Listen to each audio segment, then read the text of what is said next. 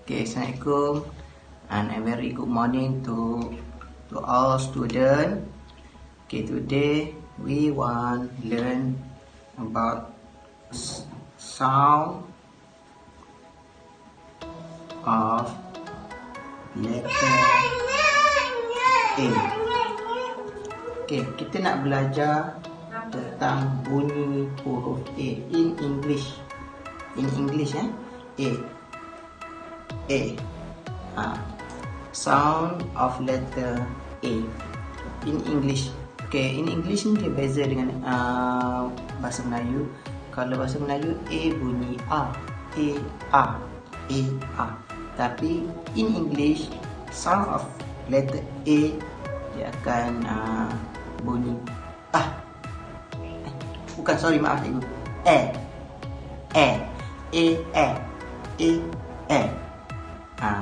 Kalau in English A. In English A. Kalau dalam bahasa Melayu A.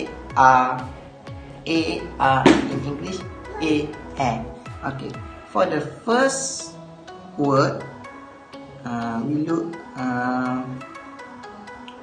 word with letter of A. Airplane.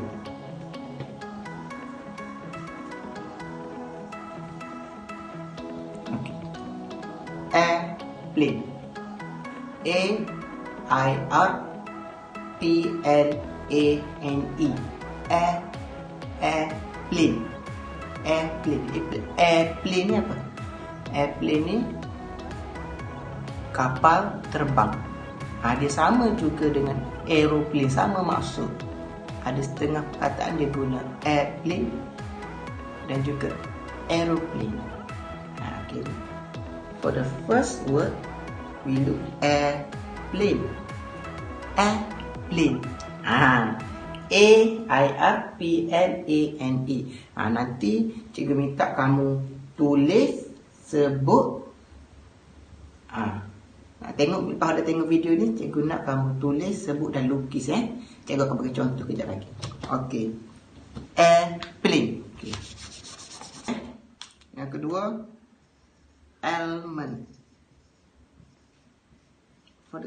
For the second word, element. Element. A-L-M-O-N-D. Element. Element itu apa maksud dia? Element itu adalah badam. Kacang badam. Badam, element. Okay. Next.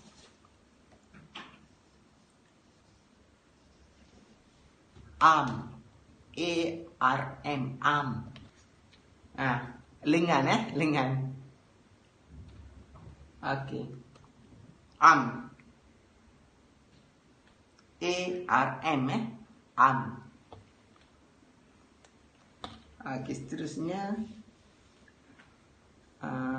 tadi first airplane, element, arm, apple.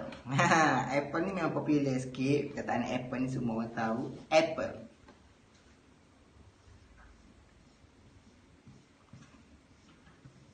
Okay ni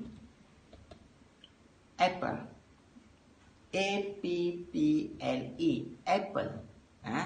Apple. Apple tu buah apple lah. Apple. Apple. And then apa? N. Okay, N. For the last word, N. A-N-T. N. Kita dah belajar dah sebelum ni, cikgu dah ajar. N kamu tahu maksud apa N? Semut. Semut. Okey, jadi kamu kena tengok balik video cikgu buat tadi. Dan sebut, ikut apa cikgu sebut. Lepas tu tulis atas mana-mana kertas dan lukis. Cikgu bagi contoh kejap lagi. Okey, terima kasih. Bye bye.